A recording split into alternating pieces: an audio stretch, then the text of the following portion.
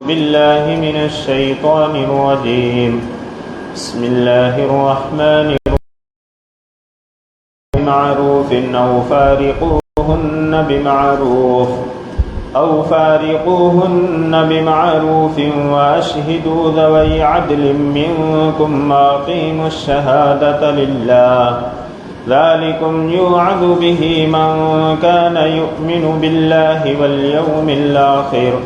ومن يتق الله يجعل له مخرجا. صدق اللہ العظیم. معزز سامعین کرام، تلاوت کردہ آیت قرآن کریم کے 28ویں پارے سورۃ الطلاق کی 2 نمبر کی آیت ہے. گزشتہ ہفتے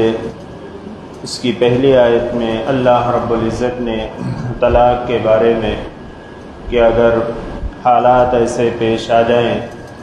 کہ اب میاں بیوی کا رشتہ آپس میں قائم نہیں رہ سکتا ہے اور آپس کی زندگی اختلافات اور انتشار کا شکار ہو چکی ہے، تو ایسی صورت میں شریعت نے اجازت رکھی ہے کہ طلاق کے ذریعے سے وہ اپنے راستے کو الگ کر لیں. اور یہ اسلام کی خوبی ہے کہ اسلام کے علاوہ کسی اور دوسرے مذاہب میں طلاق کا کوئی طریقہ نہیں تھا. یعنی آپس کی زندگی ایسی ہی بے اطمینانی کی اور اختلاف و انتشار کی زندگی گزرتی تھی، گھٹ گھٹ کے زندگی گزارتے تھے. لیکن اللہ رب العزت نے احسان کیا کہ اس امت پر ایسا طریقہ رائج کیا کہ جس کے ذریعے سے کہ اگر آپس کی زندگی آپس میں پیار و محبت کے ساتھ گزارنا مشکل ہو جائے تو پھر میاں بیوی طلاق کے ذریعے سے یا خلا کے ذریعے سے اپنے راستے کو الگ کر لے. اس کی جو قسمیں ہیں اس کا بیان گزشتہ ہفتے آ چکا. اللہ رب العزت نے اس آیت میں یہ حکم دیا ہے کہ اگر کسی نے طلاق رجعی دی ہے، طلاق رجعی میں نے بتلایا تھا اس طلاق کو کہا جاتا ہے کہ عدت گزرنے سے پہلے جس کی عدت ایک 3 طہر ہوتی ہے، یعنی جو پاکی کے مہینے ہوتے ہیں، پاکی کے حالات کے 3 طہر، وہ اس کی عدت ہوتی ہے. تو طلاق رجعی یعنی اگر ایک طلاق دی ہے کسی نے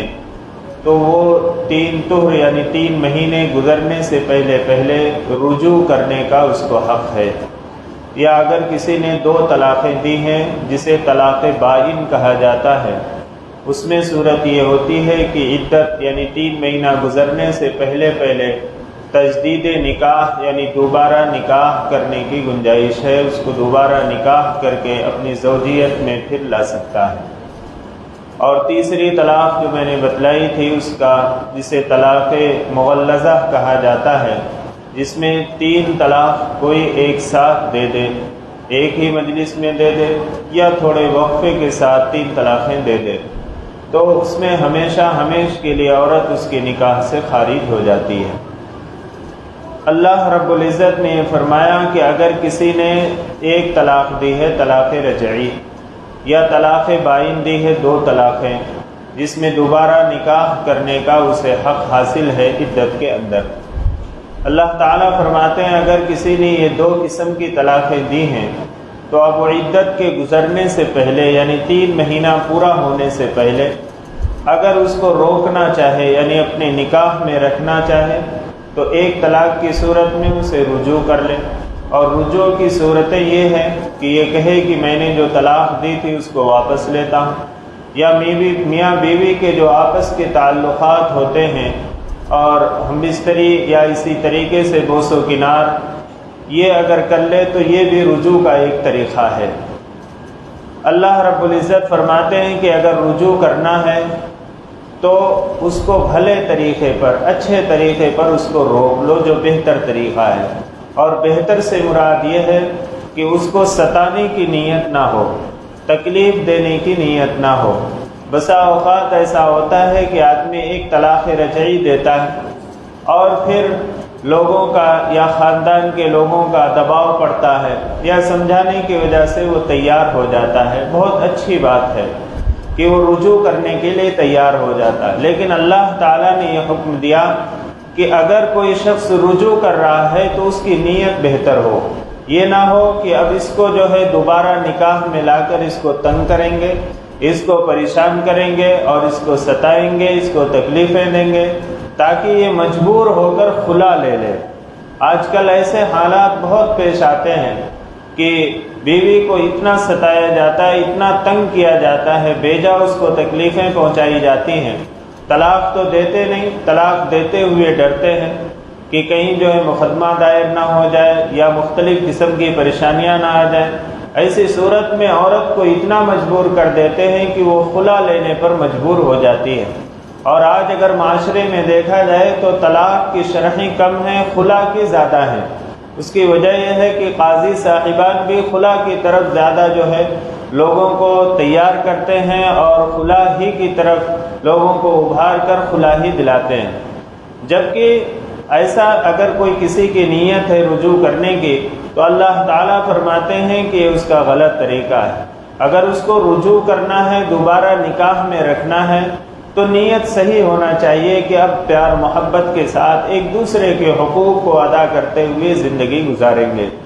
اللہ تعالیٰ فرماتے ہیں فَإِذَا بَلَغْنَ أَجَلَهُنَّ کہ اگر طلاق دی ہوئی عورت کی عدت پوری ہونے کے قریب ہو جائے، کہ اب قریب ہے کہ عدت پوری ہو جائے گی، یعنی 3 مہینے پورے ہونے کے قریب ہیں، فَأَمْسِكُوهُنَّ بِمَعْرُوفٍ تو اب اگر اسے روکنا ہے تو بھلے طریقے پر، بہتر طریقے پر اسے روک لو، یعنی اس طلاق رجعی جو ایک طلاق دی ہے اس سے رجوع کر لو، یا طلاق بائن دی ہے، 2 طلاقیں دے دی ہیں تو دوبارہ نکاح کر لو۔ او فارقوهن بمعروف یا اللہ تعالیٰ فرماتے ہیں کہ بہتر طریقے پر اسے جدا کر دو، اسے الگ کر دو، یعنی طلاق اس کو اپنے نکاح میں نہیں رکھنا ہے تو اس کو طلاق دے کے یا طلاق نہیں دے کے عدت جب گزر جائے گی تو خود بخود وہ آپ کی نکاح سے نکل جائے گی۔ تو بہتر طریقے پر، بہتر طریقہ یہ ہے کہ اس پر کوئی طعن و تشنیع نہ کیا جائے، اس کو برا بھلا نہ کہا جائے اور اس کے اوپر جھوٹے بے بنیاد الزامات نہ لگائے جائیں۔ اور بہتر طریقے کی تفسیر یہ ہے کہ جو اس کا نفقہ ہوتا ہے، یعنی عدت کا جو 3 مہینے عدت کا جو خرچہ ہوتا ہے وہ اس کو دیا جائے، اس میں کمی اور کوتاہی نہ کی جائے۔ وَأَشْهِدُوا ذَوَيْ عَدْلٍ مِّنكُمْ وَأَقِيمُوا الشَّهَادَةَ لِلَّهِ اور تم اپنوں میں سے 2 معتبر آدمی کو گواہ بنا لو۔ یہ گواہ بنانے کی صورت طلاق دینے کے اندر گواہ بنانا کوئی ضروری نہیں ہے، کوئی واجب نہیں ہے، یا رجوع کرتے وقت بھی گواہ بنانا کوئی ضروری نہیں ہے، مستحب ہے۔ بہتر یہ ہے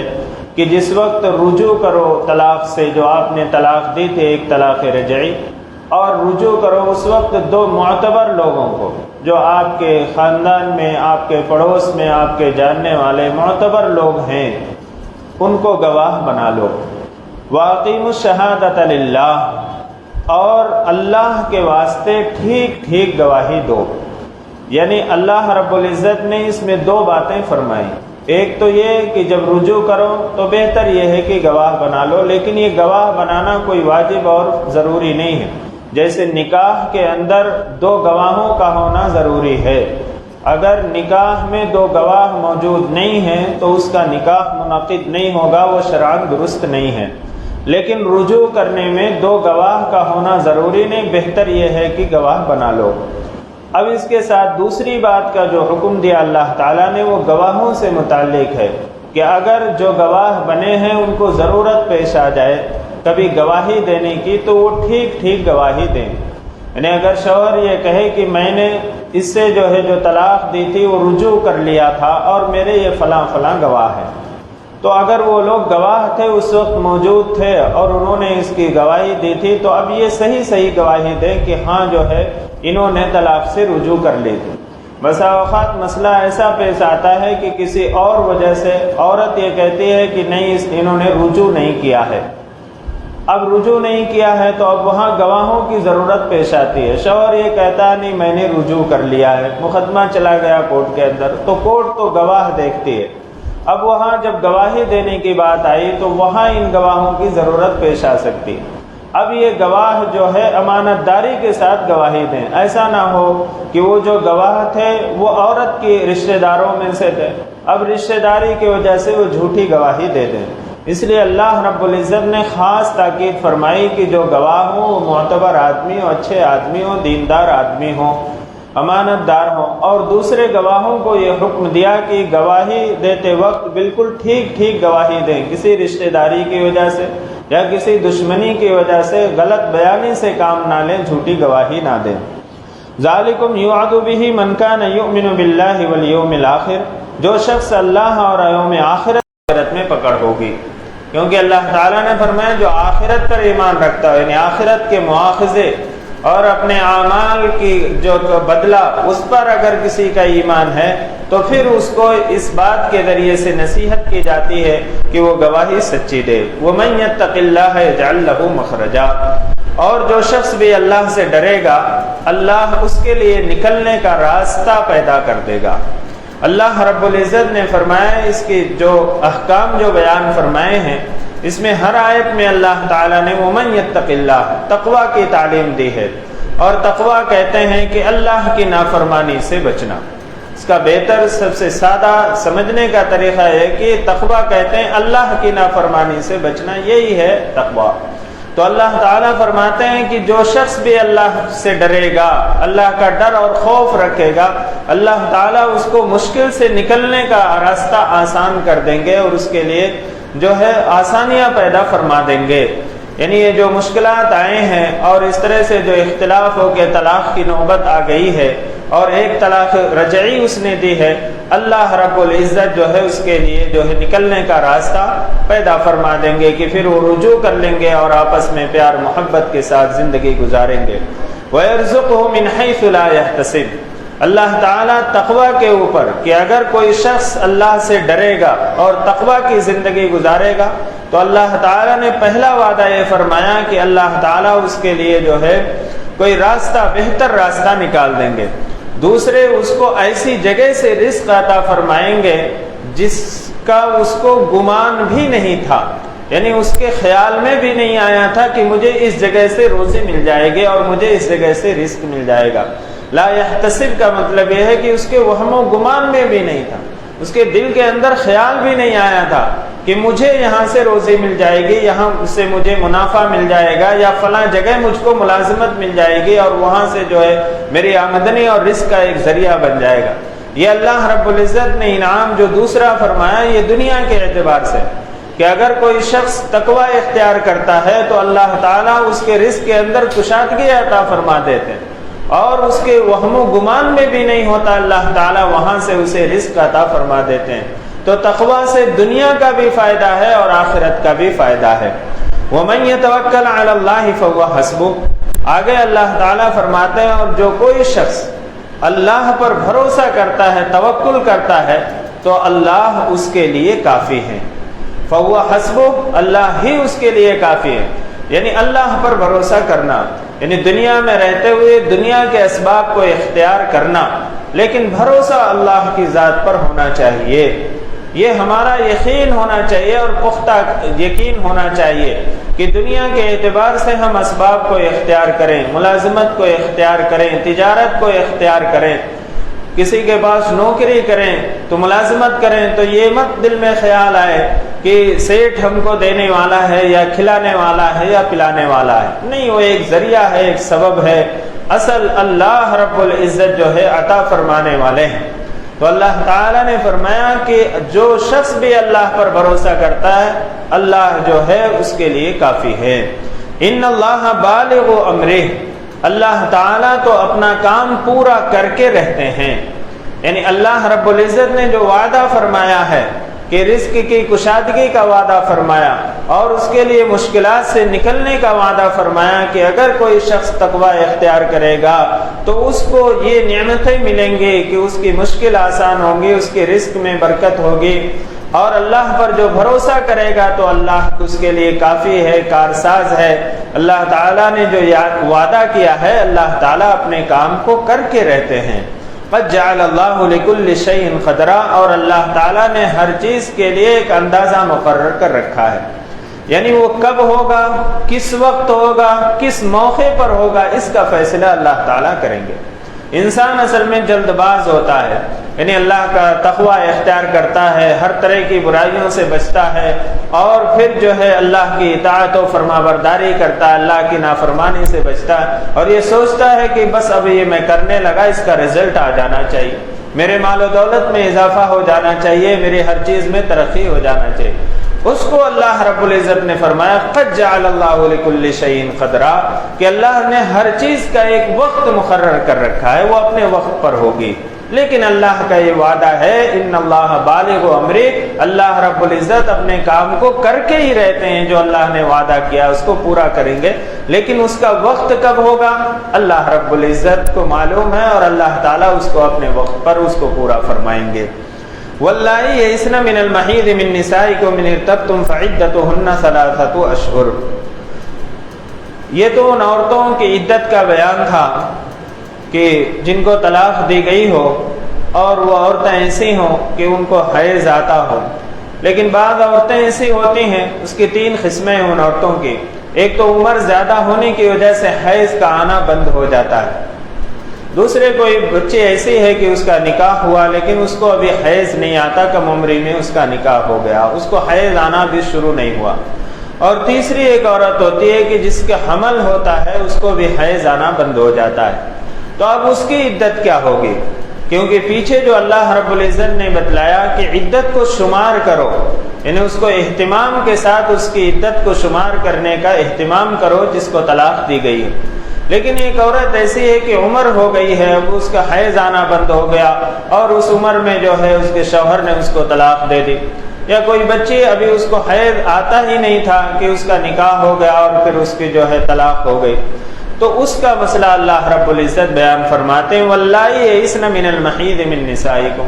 اور تم اپنی ان عورتوں سے جن کے حیض،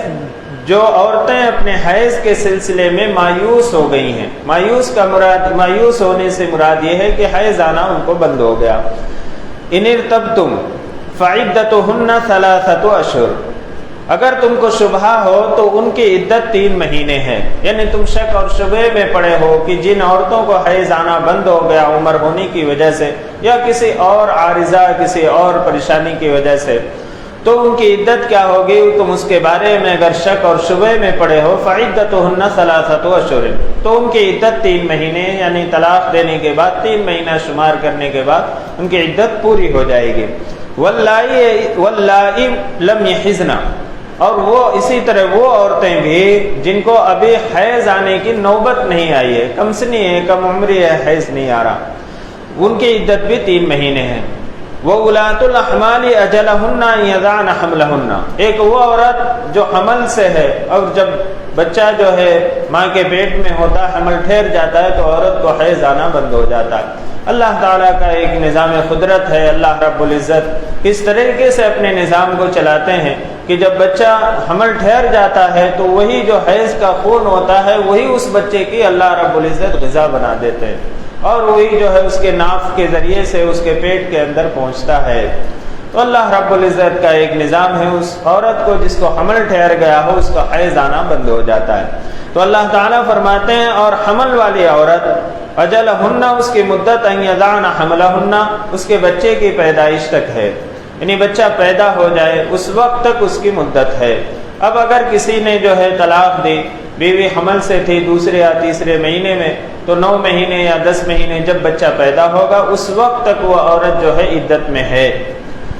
وَمَن يَتَّقِ اللَّهَ يَجْعَل لَّهُ مِنْ أَمْرِهِ يُسْرًا، پھر اللہ تعالیٰ فرماتے ہیں جو کوئی بھی اللہ سے ڈرتا ہے اللہ رب العزت اس کے معاملے کو آسان فرما دیتے ہیں۔ دیکھیں کوئی مشکل میں ہے، پریشانی میں ہے، تکلیف میں ہے اور آزمائشوں میں ہے، اللہ رب العزت فرماتے ہیں اللہ کا تقوی اختیار کرو، اللہ کی نافرمانی سے بچو، گناہوں سے بچو، اللہ کی اطاعت و فرما برداری کرو، اللہ رب العزت اس کے لیے آسانیاں فرما دیں گے، اس کے معاملے کو آسان کر دیں گے۔ ہم ادھر ادھر دوڑتے ہیں، ان کے پاس جاتے ہیں، ان کے پاس جاتے ہیں، ان سے دعاؤں کے لیے کہتے ہیں، ان سے دعاؤں کے لیے کہتے ہیں، اللہ رب العزت نے آسان طریقہ بتلایا کہ اللہ کی طرف رجوع ہو جاؤ، اللہ کی نافرمانی سے بچ جاؤ، اللہ تعالیٰ تمہارے معاملے کو آسان کر دیں گے۔ ذالک امر اللہ انزلہ الیکم، اللہ تعالیٰ فرماتے ہیں یہ اللہ کا حکم ہے جس کو اللہ نے تمہاری طرف اتارا ہے، یعنی جو احکام بیان کیے ہیں اللہ کا حکم ہے اور اللہ نے تمہاری طرف اس کو اتارا ہے، یعنی پیغمبر اسلام جناب محمد رسول اللہ صلی اللہ علیہ وسلم کے ذریعے سے امت تک پہنچایا۔ وَمَن يَتَّقِ اللَّهَ يُكَفِّرْ عَنْهُ سَيِّئَاتِهِ وَيُعْظِمْ لَهُ أَجْرًا۔ پھر اللہ تعالیٰ فرماتے ہیں اور جو کوئی بھی اللہ سے ڈرتا ہے، يُكَفِّرْ عَنْهُ سَيِّئَاتِهِ، اللہ تعالیٰ اس کے گناہوں کو دور فرما دیتے ہیں، وَيُعْظِمْ لَهُ أَجْرًا، اور اس کے اجر کو بہت بڑھا دیتے ہیں۔ یعنی جو بھی اب نیکی کرے گا، عمل کرے گا، اللہ رب العزت اس کے اجر کو بڑھاتے جائے اور تقویٰ سے اس کے گناہ مٹیں گے۔ تو تقویٰ سے دین کا بھی فائدہ ہے اور دنیا کا بھی فائدہ ہے، تقویٰ سے دنیا کا بھی فائدہ ہے اور آخرت کا بھی فائدہ۔ اللہ رزق میں کشادگی عطا فرمائیں گے اور آخرت میں فائدہ یہ ہے کہ اللہ تعالیٰ جو ہے اس سے گناہوں کو دور کر دیں گے، اس کو مٹا دیں گے اور اس کے اجر کو بہت زیادہ بڑھا دیں گے۔ اسکنوہن من حیث سکنتم من وجدکم ولا تضاروہن لتضیقوا علیہن۔ اب ان عورتوں کا مسئلہ بیان کیا جا رہا ہے جن کو طلاق دی گئی ہے، طلاق کے بعد وہ کہاں رہیں گے، ان کی رہائش کا انتظام اور ان کے نان و نفقہ کا انتظام کون کرے گا۔ اللہ تعالیٰ فرماتے ہیں اسکنوہن من حیث سکنتم من وجدکم، کہ جن عورتوں کو تم نے طلاق دی ہے ان کو اپنی گنجائش کے مطابق اپنے پاس ان کو رہنے دو، جہاں تم سکونت اختیار کرتے ہو، جہاں تم رہتے ہو وہیں رہنے دو۔ میں نے بتلایا تھا گزشتہ ہفتے کہ اگر کسی نے اپنی بیوی کو ایک طلاق دی ہے طلاق رجعی، یا دو طلاق دی ہے طلاق بائن جسے کہا جاتا ہے، دوبارہ نکاح کرنے کا اختیار جس میں رہتا ہے، اس عورت کو اپنے گھر میں ہی رہنے دو اور شوہر سے پردہ کرنے کی بھی ضرورت نہیں، اس لیے کہ آئندہ ہو سکتا ہے جو گزشتہ زندگی گزری ہے اس میں پیار و محبت کے ساتھ جو زندگی گزری ہے اور پھر ایک دوسرے کے ساتھ احسانات اور جو ساتھ میں وقت گزارے ہیں، پھر ان کی یاد میں پھر جو ہے وہ محبت جو ہے پھر وہ جوش مارنے لگے اور پھر جو ہے وہ طلاق سے رجوع کر لے یا دوبارہ نکاح کر لے۔ لیکن اگر کسی نے 3 طلاقیں دے دی ہیں جس میں عورت ہمیشہ ہمیش کے لیے اس کے نکاح سے نکل جاتی ہے، تو عورت تو عدت اپنے شوہر کے گھر میں ہی گزارے گی لیکن پردے کے ساتھ اب گزارے گی۔ تو 2 طلاقوں میں یعنی طلاق رجعی اور طلاق بائن میں تو اس کے سامنے یعنی شوہر کے سامنے رہتے ہوئے عدت گزارے، لیکن طلاق مغلظہ جس میں 3 طلاقیں دے دی گئی ہیں وہ شوہر کے گھر میں عدت گزارے گی لیکن اب پردے کے ساتھ گزارے گی۔ وَلَا تُضَارُّوهُنَّ لِتُضَيِّقُوا عَلَيْهِنَّ، اللہ تعالیٰ فرماتے ہیں کہ دیکھو ان کو تنگ کرنے کے لیے ستاؤ نہیں، یعنی عدت اب گزار رہے ہیں آپ کے گھر میں تو اب یہ نہیں کہ ان سے جو ہے ایسے جملے کہیں جس سے اس کو تکلیف پہنچے، یا اس کا جو نان و نفقہ ہے، جو اس کا خرچہ ہے جو شوہر کے ذمہ واجب اور ضروری ہے، فرض ہے کہ اس کا شوہر عدت میں رہتے ہوئے اس کے خرچ کو اٹھائے، اس میں کمی نہ کرے، اس میں تنگی نہ کرے، جو خود کھاتا ہے وہی کھلائے، ایسا نہ ہو کہ اس کے ساتھ تنگی کا معاملہ کرے۔ اللہ تعالیٰ فرماتے ہیں اس کو تنگ کرنے کے لیے، پریشان کرنے کے لیے اس کو ستاؤ نہیں کہ وہ گھر چھوڑ کر چلی جائے، اس کو مجبور نہ کرو۔ وَإِن كُنَّ أُولَاتِ حَمْلٍ فَأَنفِقُوا عَلَيْهِنَّ حَتَّى يَضَعْنَ حَمْلَهُنَّ، وہ عورت جس کو طلاق دی گئی حالت حمل میں، اس کا نفقہ کب تک دیا جائے گا، اس کا خرچہ کب تک دیا جائے گا؟ اللہ تعالیٰ فرماتے ہیں اور حمل والی عورت تو اس کا خرچہ اس وقت ہے جب اس کو ولادت ہو جائے، یعنی جو بچے کی پیدائش ہے، وہ بچے کی پیدائش ہو جائے اس وقت تک اس کو خرچ دینا ہے۔ ایک مسئلہ یہ بھی آتا ہے کہ بسا اوقات بچہ درمیان میں ہی ضائع ہو جاتا ہے، یعنی 2 مہینے 3 مہینے یا 4 مہینے 5-6 مہینے میں جو ہے بچہ کسی وجہ سے جو ہے وہ ضائع ہو گیا، حمل ضائع ہو جاتا ہے، تو ایسی صورت میں مسئلہ یہ لکھا ہے فقہائے کرام نے کہ اس کی عدت یا تو بچہ پیدا ہو تو اس کی عدت پوری ہوگی، یا بچہ درمیان میں کسی وجہ سے ضائع ہو جائے تو بھی اس کی عدت پوری ہو جاتی ہے۔ اگر 3 مہینے یا 4 مہینے یا 5 مہینے پر جو ہے حمل ضائع ہو گیا تو اب وہاں اس کی عدت ختم ہو گئی، اب شوہر کو اس کو نان و نفقہ یعنی خرچہ دینے کی ضرورت نہیں ہے۔ لیکن اگر بچہ پیدا ہوتا ہے تو جب پیدا ہو، چاہے 9 مہینے میں 10 مہینے میں یا اس سے بھی وقت زیادہ لگ جائے، اس وقت تک اس کا خرچہ اس کے شوہر کے اوپر ہے۔ اب اللہ رب العزت آگے فرماتے ہیں کہ اب بچہ جو پیدا ہوگا اس بچے کا جو دودھ پلانا ہے اب اس عورت کی ذمہ داری نہیں ہے۔ ہاں اگر عورت عدت کے اندر ہوتی یا جو ہے وہ عورت اس کے نکاح میں ہوتی تو ایک اخلاقی فریضہ اور اس کی ذمہ داری تھی کہ وہ اس بچے کو دودھ پلائے، لیکن بچہ پیدا ہونے سے پہلے اس کو طلاق دے دی گئی اور اس کی عدت وضع حمل کی وجہ سے پوری ہو گئی، اب اس عورت کی ذمہ داری یہ نہیں ہے کہ اس بچے کو دودھ پلائے۔ اگر بچے کو دودھ پلاتی ہے وہ عورت اپنی خوش اخلاقی سے پلا دے، وہ الگ چیز ہے، لیکن اگر دودھ پلاتی ہے تو شوہر کے ذمہ یہ ہے کہ اس دودھ پلانے والی عورت کو یعنی اس بچے کی ماں کو اس دودھ پلانے کی اجرت دے۔ اللہ تعالیٰ فرماتے ہیں فَإِنْ أَرْضَعْنَ لَكُمْ فَآتُوهُنَّ أُجُورَهُنَّ، بس اگر وہ تمہاری خاطر یعنی تمہارے بچے کی خاطر دودھ پلائے، فَآتُوهُنَّ أُجُورَهُنَّ، تو اس دودھ پلانے کی اجرت اس عورت کو دو۔ وَأَتَمِرُوا بَيْنَكُمْ بِمَعْرُوفٍ، اب مسئلہ یہ ہوتا ہے کہ اس کی اجرت کیا طے کی جائے۔ شریعت کے اندر تو اجرت کوئی طے نہیں کی گئی، اللہ تعالیٰ فرماتے ہیں آپس کے مشورے میں بہتر طریقے پر جو ہو اس کو طے کر لو، آپس کے مشورے سے۔ میاں بیوی ہے، اب یعنی نکاح تو ختم ہو گیا طلاق کی وجہ سے، لیکن آپس میں مشورہ کر لو کہ کیا بہتر رہے گا۔ وَإِن تَعَاسَرْتُمْ فَسَتُرْضِعُ لَهُ أُخْرَىٰ، اور اگر تم ایک دوسرے کو تنگ کرو گے، فَسَتُرْضِعُ لَهُ أُخْرَىٰ، اللہ تعالیٰ فرماتے ہیں اس کو کوئی دوسری عورت دودھ پلائے گی، یعنی معاملہ آپس میں طے نہیں ہوا۔ اب اس میں اللہ تعالیٰ نے جو فرمایا وَأَتَمِرُوا، آپس کے مشورے سے، اس کا مطلب یہ ہے کہ بیوی تنگ کرنے کے لیے زیادہ اجرت بھی نہ مانگے، یعنی اس زمانے میں رواج کیا چل رہا ہے دودھ پلانے کا، یا دودھ پلانے پر کتنا خرچ آئے گا، اگر ماں کا دودھ نہ پلایا جائے، جیسے اس زمانے میں جو ڈبے کا دودھ ہوتا ہے وہ پلاتے ہیں یا بھینس کا دودھ پلاتے ہیں، جو بھی ہے کتنا خرچ آئے گا وہ اجرت جو ہے طے کر دی جائے آپس میں۔ اور شوہر یہ بھی نہ کرے کہ جو اجرت چل رہی ہے اس سے بالکل کم ہی دینا چاہے، تو اللہ تعالیٰ فرماتے ہیں کہ آپس کے مشورے سے طے کر لو۔ اور اگر تم ایک دوسرے کو تنگ کرے گو فَسَتُرْضِعُ لَهُ أُخْرَىٰ، تو اب اس کو دوسری عورت یعنی جو دایا ہوتی ہیں دودھ پلانے والی وہ دودھ پلائے گی، اور شوہر کو تو اس کے باپ کو اس کی اجرت دینا ہی پڑے گا، یعنی کسی بھی حال میں چھٹکارا تو نہیں ہے۔ اس لیے بہتر ہی ہے کہ آپس میں مشورے سے طے کر لو اور اس کی ماں ہی بچے کو دودھ پلائے، لیکن ماں کی ذمہ داری نہیں ہے طلاق ہونے کے بعد کہ اس بچے کو دودھ پلائے۔ لِيُنْفِقْ ذُو سَعَةٍ مِّن سَعَتِهِ، اللہ تعالیٰ فرماتے ہیں کہ وسعت والے اپنی وسعت کے مطابق خرچ کریں، اللہ نے گنجائش دی ہے تو زیادہ سے زیادہ دیں، زیادہ سے زیادہ خرچ کریں۔ وَمَنْ قُدِرَ عَلَيْهِ رِزْقُهُ فَلْيُنْفِقْ مِمَّا آتَاهُ اللَّهُ، اللہ تعالیٰ فرماتے ہیں کہ جس کے رزق میں کمی ہے، جس کو اللہ نے بہت زیادہ مال نہیں دیا ہے، فَلْيُنْفِقْ مِمَّا آتَاهُ اللَّهُ، تو اسے چاہیے کہ اللہ نے جو دیا ہے اسی کے مطابق خرچ کرے، جیسی گنجائش ہے ویسے خرچ کرے۔ گنجائش تو زیادہ ہے لیکن تنگ کرنے کی وجہ سے خرچ کم دینا چاہتا ہے تو یہ غلطی کر رہا ہے۔ لا یکلف اللہ نفسا الا ما آتاها، اللہ کسی بندے کو اتنا ہی مکلف بناتا ہے جس نے اللہ نے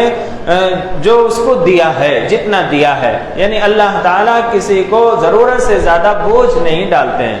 اگر وسعت ہے تو زیادہ سے زیادہ خرچ کرو، اور اگر زیادہ آمدنی نہیں ہے، کم کمائی ہے، کم آمدنی ہے، تو اسی کے مطابق خرچ کرو۔ سَيَجْعَلُ اللَّهُ بَعْدَ عُسْرٍ يُسْرًا، بہت جلد اللہ تعالیٰ تنگی کے بعد آسانیاں پیدا فرما دیں گے، یعنی صحیح نیت سے آدمی خرچ کرے، جو اللہ نے گنجائش دی ہے اس کے مطابق خرچ کرے، تنگ کرنا مقصد نہ ہو تو اللہ رب العزت اس تنگی کے بعد آسانی فرما دیں گے،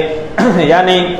جو مشکلات ہیں اللہ رب العزت اسے آسانی میں تبدیل فرما دیں گے۔ تو ان آیات میں اللہ تعالیٰ نے مطلقہ عورتوں کے اور خاص طور سے وہ عورت جس کو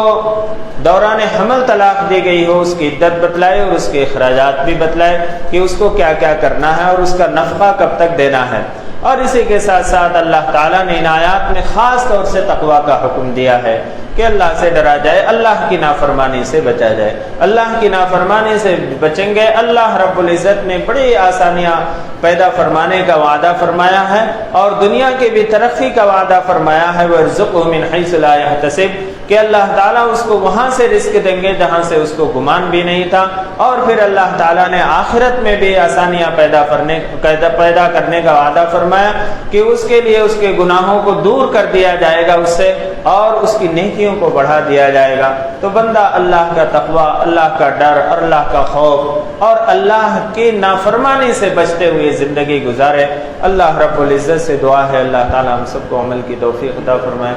آمین وآخر دعوانا الحمد للہ رب العالمین۔ الحمد للہ رب العالمین والعاقبۃ للمتقین والصلاة والسلام علی سید الانبیاء والمرسلین محمد وعلی آلہ واصحابہ اجمعین۔ یا حی یا قیوم یا ودود یا ذو العرش المجید یا فعال لما یرید۔ یا ارحم الراحمین، آپ رب العالمین ہیں، سارے جہان کے پالنے والے ہیں۔ آپ رحمان ہیں، بڑی بڑی خطاؤں کو معاف فرمانے والے ہیں۔ آپ رحیم ہیں، بار بار معاف فرمانے والے ہیں۔ آپ کریم ہیں، بلا استحقاق بہت ساری نعمتوں سے نوازنے والے ہیں۔ یا ارحم الراحمین، آپ نے ہمیں دین و دنیا کی بہت ساری نعمتیں عطا فرمائی ہیں، اور ان نعمتوں کے عطا فرمانے میں آپ تنہا مالک ہیں، آپ کا کوئی شریک نہیں ہے۔ یا ارحم الراحمین، جہاں آپ نے ہمیں دین و دنیا کی بہت ساری نعمتیں عطا فرمائی ہیں، یا ارحم الراحمین، ہم سب کو مغفرت کی تامہ نعمت سے بھی مالا مال فرما دیجئے۔ یا ارحم الراحمین، ہم سب کو معاف فرما دیجئے۔ یا ارحم الراحمین، ہم سب کو گناہوں سے بچنے والا بنا دیجئے۔ یا ارحم الراحمین، گناہوں کی نفرت ہمارے دلوں کے اندر پیدا فرما دیجئے۔ یا ارحم الراحمین، آپ صلی اللہ علیہ وسلم کی سچی محبت و اطاعت ہمارے دلوں کے اندر پیدا فرما دیجئے۔ آپ صلی اللہ علیہ وسلم کی سنتوں پر عمل کرنا آسان فرما دیجئے۔ یا ارحم الراحمین، ہم سب کو اپنا مطیع فرما بردار بنا لیجئے۔ یا ارحم الراحمین، آپ کی نافرمانی سے ہم سب کی حفاظت فرما لیجئے۔ یا ارحم الراحمین، جو بیمار ہیں انہیں شفاء کاملہ عاجلہ دائمہ مستمرہ عطا فرمائیے۔ جو پریشان حال ہیں ان کی پریشانیوں کو دور فرما دیجئے۔ جو ضرورت مند ہیں ان کی جائز ضرورتوں کی تکمیل فرما دیجئے۔ یا ارحم الراحمین، ہم سب کو حلال پاکیزہ روزی عطا فرمائیے۔ حرام کمائی سے، حرام آمدنی سے ہماری بھی، ہمارے آنے والی نسلوں کی بھی حفاظت فرما لیجئے۔ یا ارحم الراحمین، ہمارے عزیز و اقارب، ہمارے رشتہ دار جو اس دنیا سے رخصت ہو گئے، یا ارحم الراحمین، ان سب کی مغفرت فرما دیجئے۔ امت مسلمہ کے تمام مرحومین کی مغفرت فرما دیجئے۔ یا ارحم الراحمین، ہم سب کو صحت و تندرستی عطا فرمائیے۔ تمام شرور و فتن سے ہم سب کی حفاظت فرما لیجئے۔ نفس و شیطان کے مکر و فریب سے ہم سب کی حفاظت فرما لیجئے۔ یا ارحم الراحمین، ہم سب پر رحم کا، کرم کا، عافیت کا، سلامتی کا، درگزر کا معاملہ فرمائیے۔ یا ارحم الراحمین، جب تک زندگی عطا فرمائیے، ایمان اور عمل صالح پر قائم اور دائم رکھیے، اور جب اس دنیا سے جانے کا وقت آئے، یا ارحم الراحمین، ہم سب کا خاتمہ اکمل ایمان پر نصیب فرمائیے۔ یا ارحم الراحمین، ہم سب حاضرین مجلس کے جملہ مقاصد حسنہ میں کامیابی عطا فرمائیے۔ ہم سب کی جائز تمناؤں کو اپنے خزانہ غیب سے پورا فرما دیجئے۔ یا ارحم الراحمین، حضور اکرم صلی اللہ علیہ وسلم کے صدقے طفیل ہماری دعاؤں کو قبول و منظور فرما لیجئے۔ ربنا تقبل منا انک انت السمیع العلیم وتب علینا انک انت التواب الرحیم برحمتک یا ارحم الراحمین۔